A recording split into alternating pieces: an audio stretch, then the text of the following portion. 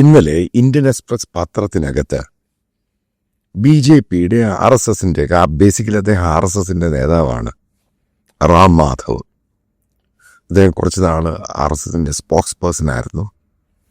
അദ്ദേഹം കൈകാര്യം ചെയ്യുന്ന RSSന്റെ ഓവർസീസ് ആയിട്ടുള്ള പരിപാടികളാണ്. അപ്പം അദ്ദേഹം ഒരു ഒപ്പീനിയൻ കോളം എഴുതി. അപ്പം അതിനകത്ത് അദ്ദേഹം പറയുന്നത് കഴിഞ്ഞ 4 മാസത്തിനുള്ളിൽ 2 പ്രാവശ്യം അദ്ദേഹം അമേരിക്കയിൽ പോയി. അപ്പം അവിടെ ചെന്ന് കഴിഞ്ഞപ്പോഴാണ് പ്രശ്നങ്ങൾ ശരിക്കും മനസ്സിലാക്കുവാൻ സാധിക്കുന്നത്. അപ്പം ആദ്യം പോയപ്പോൾ അത്രയും പ്രശ്നമില്ലായിരുന്നു. Make America great again, MAGA. അപ്പം അതുമായി ബന്ധപ്പെട്ടാണ് അദ്ദേഹം പറയുന്നത്. പിന്നീട് അദ്ദേഹം പറയുന്നത് JD Vance American vice president വളരെ നിർബന്ധിച്ചിട്ടാണ് അദ്ദേഹത്തെ കൊണ്ട് ചാർലി കിർക്കിൻ്റെ ഫുണറൽ സെറിമണി കഴിഞ്ഞിട്ട് അദ്ദേഹത്തിൻ്റെ ഭാര്യ ഹിന്ദു വിശ്വാസിയാണ്, അവരെ ക്രിസ്ത്യൻ ഗോസ്പൽ വിശ്വാസത്തിലോട്ട് കൊണ്ടുവരാൻ വേണ്ടി അദ്ദേഹം ശ്രമം നടത്തുന്നത്. അതായത് അമേരിക്കൻ വൈസ് പ്രസിഡൻ്റാണ് ഇത് പറയുന്നത്. അതായത് മൾട്ടി കൾച്ചറുള്ള അമേരിക്കയിൽ വലിയ മാറ്റമാണ് കഴിഞ്ഞ 2, 3, 4 മാസം കൊണ്ട് അമേരിക്കയിൽ ഉണ്ടായിട്ടുള്ളത്. അത് കഴിഞ്ഞിട്ട് ഈ ജാനുവരി 1st വീക്കിൽ, അതായത് അദ്ദേഹം അമേരിക്കയിലുണ്ടായിരുന്നു ഡിസംബർ അങ്ങോട്ട് കഴിയുന്ന സമയത്ത്. അപ്പോൾ അദ്ദേഹം അവിടെ ടെക്സാസിലും ഫ്ലോറിഡയിലുമാണ് കൂടുതൽ പോയത്. ഏറ്റവും കൂടുതൽ ഇന്ത്യക്കാരായിട്ടുള്ള ഹിന്ദുക്കൾ ജീവിക്കുന്ന സ്ഥലമാണ്. അദ്ദേഹം പറയുന്ന സംഭവം നിങ്ങൾ മനസ്സിലാക്കണം. അതായത് ഞാൻ നേരത്തെ പല ആവർത്തി പറഞ്ഞിട്ടുണ്ട്, ഇന്ത്യയിലുള്ള ക്രൈസ്തവരെ അറ്റാക്ക് ചെയ്യുന്നത് അമേരിക്ക മോണിറ്റർ ചെയ്യുന്നുണ്ട് വളരെ സീരിയസ് ആയിട്ട്. അപ്പോൾ അതിൻ്റെ പ്രതിഫലനം വെച്ചാണ് അദ്ദേഹം പറഞ്ഞത് ഇന്ത്യക്കാരെ ഹറാസ് ചെയ്യുന്നു, എയർപോർട്ടിൽ ഹറാസ് ചെയ്യുന്നു, കടകളിൽ പോയാൽ ഹറാസ് ചെയ്യുന്നു, ഇന്ത്യക്കാരൻ അവരുടെ പേരുകൾ ചോദിച്ച് മനസ്സിലാക്കിയിട്ട് ഹിന്ദുവാണ് എന്ന് മനസ്സിലാക്കി കഴിഞ്ഞാൽ ഈ കയ്യിൽ കെട്ടിയിരിക്കുന്ന ചണം, അതേപോലെ തന്നെ ഈ മറ്റുള്ള കുങ്കുമങ്ങളും സംഭവങ്ങളൊക്കെ ആൾക്കാർ ചോദിക്കാൻ തുടങ്ങി. അവരോടൊക്കെ കൃത്യമായിട്ട് പറയാൻ തുടങ്ങി ഗോ ബാക്ക് ടു ഇന്ത്യ, അതായത് ഇന്ത്യയിലൊക്കെ തിരിച്ചു പോകും. അവിടെ കടകളിൽ ജോലി ചെയ്യുന്ന സ്റ്റുഡൻസ് ആണെങ്കിലും മറ്റുള്ള പല ആൾക്കാരോടും ഇത് സ്ഥിരമായിട്ട് പറയാൻ തുടങ്ങി. അതായത് അദ്ദേഹം പറയുന്നത് ഇതൊരു റിയാലിറ്റി ആയിട്ട് മാറി. അതായത് പല ഇഷ്യൂസും ഉണ്ട്. അതായത് പ്രത്യേകിച്ച് അമേരിക്കയിലുള്ള ഇമിഗ്രൻ്റ് ക്രൈസിസ് എന്ന് പറയാൻ ചില രാജ്യങ്ങളിലൊക്കെ കുറച്ച് ആൾക്കാരേ ഉള്ളൂ. ഇപ്പോൾ ഇന്ത്യക്കാരുടെ H1B വിസ ഇഷ്യൂ അതിനെപ്പറ്റി പറയുന്നുണ്ട് ആ ഒപ്പീനിയൻ്റെ അകത്ത്. അതേപോലെ അവിടെ സിറ്റിസൺഷിപ്പ് കിട്ടി അവിടെ ബിസിനസ്സും ജോലിയൊക്കെ ചെയ്യുന്ന ഇന്ത്യക്കാരെ ശക്തമായ രീതിയിൽ ആക്രമിക്കുന്നു, അവരെ വേട്ടയാടുന്നു, അതായത് കൃത്യമായിട്ട് ഹറാസ് ചെയ്യുന്നു. ഉപദ്രവത്തിൻ്റെ വക്കിലോട്ട് എത്തിയിട്ടില്ല, പക്ഷേ അവരെ പബ്ലിക് സ്റ്റേജിലൊക്കെ വെച്ച് വളരെ മോശമായിട്ട്, അപ്പം അവർ ജോലി ചെയ്യുന്ന സ്ഥലങ്ങളിലാണെങ്കിലും ഇന്ത്യക്കാരെ കാണുവാണെങ്കിൽ, പ്രത്യേകിച്ച് റിപ്പബ്ലിക്കൻ സ്റ്റേറ്റുകൾ, ഈ ടെക്സാസ് ആണെങ്കിലും ഫ്ലോറിഡയിലാണെങ്കിലും ഇന്ത്യക്കാരോട് പറയുകയാണ് നിങ്ങൾ ഇവിടെ നിൽക്കേണ്ട, ഇത് നിങ്ങളുടെ രാജ്യമല്ല, ഇത് ക്രിസ്ത്യൻ ഫൗണ്ടേഷനിലുണ്ടായ രാജ്യമാണ്, ക്രിസ്ത്യൻ രാജ്യമാണ്, നിങ്ങൾക്ക് തിരിച്ചു പോകാം. അതേപോലെ തന്നെ ടെക്സാസുമായി ബന്ധപ്പെട്ട് അദ്ദേഹം പറയുന്നത് അവിടെയുള്ള ഹനുമാൻ വലിയൊരു ബിംബമുണ്ട്, ഒരു വലിയൊരു സ്റ്റാച്ചു ഒക്കെ ഉണ്ട്. അപ്പോൾ അതിനെപ്പറ്റി അവിടെ സോഷ്യൽ മീഡിയയിൽ വളരെ ഇൻഫ്ലുവൻസ് ആയിട്ടുള്ളവർ പറയുന്നത് ആ സംഭവം അദ്ദേഹം കോട്ട് ചെയ്യുകയാണ്. അതൊരു സാത്താനാണ്, കാരണം ഒരു മങ്കിയായിട്ടിരിക്കുന്ന സാധനമാണ്. അപ്പോൾ അമേരിക്കയുടെ കൾച്ചറിന് പറ്റിയ രീതിയല്ല, അതുകൊണ്ട് ഇതെടുത്തുകൊണ്ട് ദൂരെ പോയിക്കോളും, ഇത് പൊളിച്ച് ദൂരെ കളയണം. അതായത് അവിടെയുള്ള പബ്ലിക് മുനിസിപ്പാലിറ്റി അങ്ങനെയുള്ളവരുടെ മുകളിൽ പോലും, കാരണം അതിനകത്തൊക്കെ വർക്ക് ചെയ്യുന്ന ഇന്ത്യക്കാരുണ്ട്, അവരോട് പോലും പറയുകയാണ് ഇതിനകത്ത് പ്രശ്നമുണ്ട്. അതായത് ഇന്ത്യക്കാരെ ഇവിടെ നിർത്തേണ്ട ആവശ്യമില്ല, അവരുടെ അമ്പലങ്ങളും ഈ സംഭവങ്ങളിൽ ആവശ്യമില്ല, ഇന്ത്യയിലെ ക്രൈസ്തവരോട് അങ്ങനെയാണ് ഇവർ പെരുമാറുന്നത്. അതായത് ഞാൻ ഈ പറഞ്ഞ പോലെ തന്നെ സംഭവിക്കുന്നു.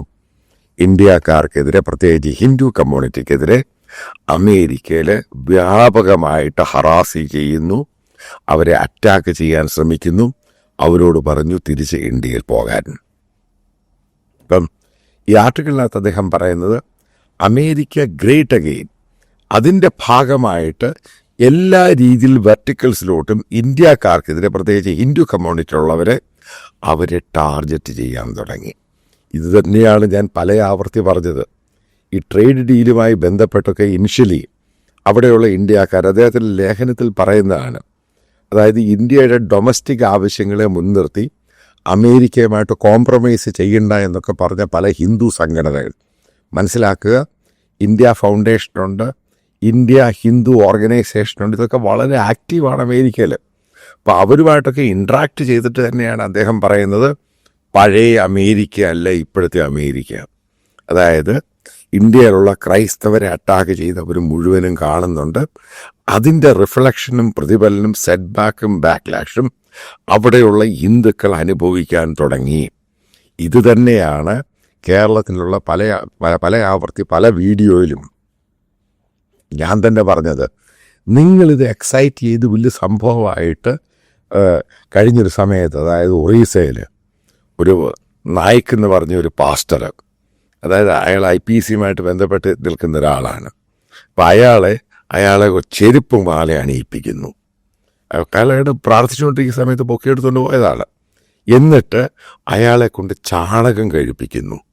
നിങ്ങളൊക്കെ വിചാരിക്കുന്നുണ്ടോ ഇത് ലോകം ഇത് കാണുന്നില്ല എന്ന്? Absolutely nonsense. ഇത് ലോകം കാണുന്നുണ്ട്. പ്രത്യേകിച്ച് അമേരിക്ക എന്ന് പറഞ്ഞ രാജ്യം അമേരിക്ക തന്നെയാണ്. അതിൻ്റെ മുമ്പിൽ ഇന്ത്യ എന്ന് പറഞ്ഞ രാജ്യം ഒരു പുല്ലുമല്ല. ഇന്നും ഇന്ത്യക്കാരൻ ജോലി അന്വേഷിച്ചും പഠിക്കാനൊക്കെ പോകുന്ന ആ രാജ്യത്ത് തന്നെയാണ്. അവിടെ ഇന്ത്യയിലുള്ള പല ക്രിസ്ത്യാനികളോട് നിങ്ങൾ പറയുമായിരിക്കും നിങ്ങൾ അമേരിക്കയിലോട്ട് പോകാൻ. അമേരിക്ക ഇൻവൈറ്റ് ചെയ്ത് പോകാനും പല ആൾക്കാരും ഉണ്ട്. ആദ്യം മനസ്സിലാക്കുക, അവിടെ പോയിരിക്കുന്ന ഹിന്ദു കമ്മ്യൂണിറ്റിയിലുള്ള എത്ര പേർക്ക് അവിടുന്ന് തിരിച്ചു വരാൻ താല്പര്യമുണ്ട്? എൻ്റെ ചോദ്യമാണ് കൗണ്ടറായിട്ട്. 1% പോലും ആൾക്കാർക്ക് താല്പര്യമില്ല. H1B വിസയുടെ കാര്യം എടുക്കുക. അവിടെ ജോലി ചെയ്തിരുന്ന പല ഇന്ത്യക്കാർക്കും ഒരാൾക്ക് പോലും തിരിച്ചു വരാൻ താല്പര്യം, കാരണം ഇവിടെ ഒരു കിഴങ്ങുമില്ല. അങ്ങനെയുള്ള രാജ്യമാണ് നമ്മുടേത്. നമ്മളിത് ഡെവലപ്പ് ചെയ്യും, പക്ഷെ സമയമെടുക്കും. ഏതായാലും സംഘപരിവാറോ RSSും ബജറാങ് ദളും കാണിക്കുന്നതിന് പാവം പിടിച്ച ഇന്ത്യക്കാരെ അമേരിക്കയിൽ വേട്ടയാടാൻ തുടങ്ങി. അത് RSS തന്നെ ആദ്യമായിട്ട് പറഞ്ഞു ഈ ഒരു പോക്ക് ശരിയല്ല, ഇത് പ്രശ്നമുണ്ടാകും. കാരണം അമേരിക്ക ഇത് കംപ്ലീറ്റ് ആയിട്ട് മോണിറ്റർ ചെയ്യുന്നുണ്ട്. പ്രത്യേകിച്ച് ട്രംപ് അഡ്മിനിസ്ട്രേഷൻ, അവരുടെ മന്ത്രിമാർ, അതേപോലെ തന്നെ അമേരിക്കൻ വൈസ് പ്രസിഡന്റ് പബ്ലിക്കായിട്ട് പറഞ്ഞു കഴിഞ്ഞു അദ്ദേഹത്തിൻ്റെ ഭാര്യ ഹിന്ദു വിശ്വാസിയാണ്, അവരെ തിരിച്ച് ക്രിസ്ത്യാനിയായിട്ട് കൊണ്ടുവരണം. ഇതൊക്കെയാണ് അമേരിക്കയിൽ നടക്കുന്ന ചർച്ച. അതായത് ഇന്ത്യക്ക് വരാനുള്ള സമയത്ത് ഇന്ത്യൻസിന് അമേരിക്കയിൽ ഈ പറയുന്ന പോലെ പഴയ രീതിയിലുള്ള പോക്കൊന്നും ഉണ്ടാവത്തില്ല. അതിൻ്റെ തുടക്കം കുറിച്ചത് ഇന്ത്യയാണ്. അത് പല രീതിയിൽ ട്രേഡ് ഡീലാണെങ്കിലും ആ ഡീലാണെങ്കിലും ഈ ഡീലാണെങ്കിലും അത് അമേരിക്കൻ വലിയ പോപ്പുലറായിട്ടുള്ള ക്രിസ്ത്യൻ കമ്മ്യൂണിറ്റിയും പ്രത്യേകിച്ച് റിപ്പബ്ലിക്കൻ പാർട്ടിയെ അവരെ ബാധിച്ചു തുടങ്ങി. അതിൻ്റെ സെറ്റ്ബാക്കും അതേപോലെ വേട്ടയാടലുമാണ് ഇപ്പോൾ നടക്കുന്നത്. ഇത് വ്യാപകമാകാനുള്ള സാധ്യത വളരെ കൂടുതൽ. കാരണം ഇന്ത്യയിൽ ഓരോ ദിവസവും, അതായത് കഴിഞ്ഞിടയ്ക്ക് കാൺപൂരിലൊരു പാസ്റ്റർ വെറുതെ ഒരു കാര്യവുമില്ലാതെ അയാളെ പൊക്കിയെടുത്തുകൊണ്ട് പോകുന്നു, ജയിലിലിടുന്നു. ഇതൊക്കെ സ്ഥിരമായിട്ട് സംഭവിക്കുകയാണ്. അതേപോലെ ഞാൻ അറിഞ്ഞിടത്തോളം പല RSSൻ്റെ പല ലീഡേഴ്സും അമേരിക്കൻ എയർപോർട്ടിൽ പോയി ലാൻഡ് ചെയ്ത് കഴിയുമ്പം അവരെ ഹറാസ് ചെയ്തു. കാരണം നിങ്ങൾക്കറിയാം അമേരിക്കൻ ഈ അവിടുത്തെ എമിഗ്രേഷൻ എയർപോർട്ട് വല്ലാത്ത രീതിയിൽ ചോദ്യങ്ങൾ ചോദിക്കും. പല ആൾക്കാരെയും തിരിച്ചു വിട്ടു. ഇതിൻ്റെയൊക്കെ തുടക്കം കുറിച്ചത് ഇന്ത്യയിലുള്ള ബജറാങ് ദളുകാരാണ്.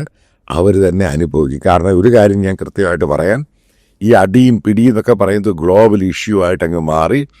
അതിൻ്റെ റിഫ്ലക്ഷൻ, അതായത് ഈ പാവം പിടിച്ച മൈനോറിറ്റിക്കാരനെ അടിക്കുകയോ ഉപദ്രവിക്കുകയൊക്കെ ചെയ്യുന്നതിൻ്റെ പാവം പിടിച്ച ഇന്ത്യക്കാരൻ, അവിടെ ജോലി ചെയ്ത് ജീവിക്കുന്ന ഇന്ത്യക്കാരൻ, അതും 10, 15, 20 വർഷം ജോലി ചെയ്ത് ഇന്ത്യക്കാരൻ, അല്ലെങ്കിൽ 40 വർഷം ജോലി ചെയ്ത് ജീവിക്കുന്ന ഇന്ത്യക്കാരൻ, അവൻ്റെ ലൈഫിനെ ബാധിക്കുന്ന രീതിയിലാക്കിയതിൻ്റെ പ്രധാന കാരണക്കാർ സംഘപരിവാറും അവരുടെ ബജറാങ് ദളിൻ്റെ അവരുടെ കേഡേഴ്സാണ്, ഈ ഗുണ്ടകളാണ്. ഇത് ഇന്ത്യക്കാർക്ക് അമേരിക്കയിൽ മാത്രമല്ല ലോകം മുഴുവൻ അനുഭവിക്കുന്ന രീതിയിലോട്ട് മാറും. അതിന് നിങ്ങൾ വഴി തുറന്നു കൊടുത്തു. ഇത് അനുഭവിച്ചേ പോകാൻ പറ്റൂ. ഈ സാവിരെല്ലാം കൂടെ തിരിച്ചു വന്നാലുള്ള ഇന്ത്യയുടെ സ്ഥിതിയെ ആലോചിച്ചോണം. അതായത് നമ്മൾ എവിടെയും പ്രാപ്തരല്ല. ഇന്ത്യൻ എക്കോണമി ആണെങ്കിലും കീപ്പോട്ടാണ് പോകുന്നത്. ഇത് തിരിച്ചു വരുന്ന ലക്ഷണമൊന്നും കാണുന്നില്ല. ബാക്കി ഇവിടുത്തെ യൂട്യൂബ് സാറ്റലൈറ്റ് ചാനലൊക്കെ അതാണ് ഇതാണ് വാടയാണ് ഓടയാന്ന് ഗ്രൗണ്ട് റിയാലിറ്റി വ്യത്യസ്തമാണ്. സ്റ്റോക്ക് മാർക്കറ്റിൽ പണമിട്ടവൻ്റെ പണം പൊയ്ക്കൊണ്ടിരിക്കുന്നതും ഏകദേശം കഴിഞ്ഞ 10-15 ദിവസം കൊണ്ട് സ്റ്റോക്ക് മാർക്കറ്റിൽ വൈപ്പ് ഔട്ട് ചെയ്തു പോയത് ഏകദേശം 15 ലക്ഷം കോടി രൂപയാണ്. ജസ്റ്റ് ഇമാജിൻ ചെയ്താൽ മതി. ഇന്ത്യൻ സ്റ്റോക്ക് മാർക്കറ്റിൻ്റെ എക്കോണമിയെ ശരിക്കും ബാധിച്ചിരിക്കുകയാണ്. ഇന്ത്യൻ ഡിപ്ലോമസിയുടെ ഏറ്റവും വലിയ പരാജയം. അതിൻ്റെ ഓരോ ലക്ഷണം ഗ്ലോബലായിട്ട് ഇന്ത്യക്കാരെയും ഗ്ലോബലായിട്ട് ഇന്ത്യൻ എക്കോണമിയും ബാധിച്ചു എന്നുള്ളത് ഏറ്റവും വലിയ സത്യം തന്നെയാണ്. അതിൻ്റെ ഓരോ ലേഖനം RSS തന്നെ അക്സെപ്റ്റ് ചെയ്ത് ആ ലേഖനം ഇന്ത്യൻ എക്സ്പ്രസ്സിൽ പബ്ലിഷ് ചെയ്യണം എന്നുണ്ടെങ്കിൽ അവർക്കും പിടികിട്ടി. ഇന്ത്യക്കാർക്ക് വിദേശത്ത് പോകുന്ന ഇന്ത്യക്കാർക്ക് പ്രത്യേകിച്ച് അമേരിക്കയിലാണെങ്കിലും മറ്റു പല രാജ്യങ്ങളിലും അവരുടെ ലൈഫിനെയും ബാധിക്കുന്ന രീതിയിൽ കാര്യങ്ങൾ മുന്നോട്ട് പോകുന്നു. ഇതാണ് അതിൻ്റെ യാഥാർത്ഥ്യം.